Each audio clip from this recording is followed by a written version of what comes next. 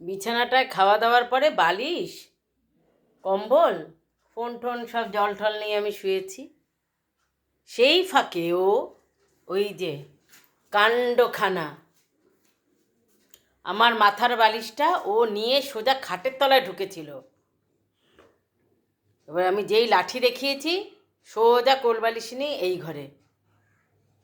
হ্যাঁ, ওর খাওয়া দাওয়া, পিয়ারা খাওয়া, হিসি করা, জল খাওয়া সব হয়ে গেছে, কিন্তু দুষ্টুমি মাথা থেকে ওর কিন্তু এই যে। কোথায় যাচ্ছিস? চল দেখি তো, চল দেখি তুই কত দূরে যেতে পারিস, চল দেখি, দেখি তুই কত দূর যেতে পারিস।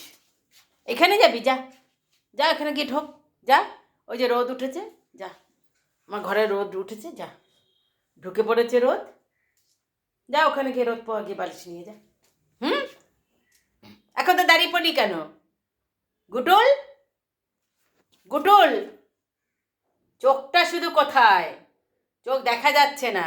ওই যে, ওই যে, ও জানে যে এবার পিটানিটা খাবে, ওই জন্য সোজা সুরসুর করে। চোখ নেই উপরে, চোখ নিচে। কি করেছো এটা?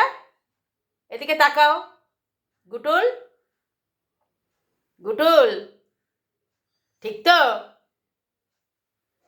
আমি শোবো না তো? এরমভাবে দাঁড়িয়ে থাকবি তো? কার বাড়িতে এরকম আছে? এত বড় একটা কোলবালিশ ঝোলাতে ঝোলাতে নিয়ে এসেছে।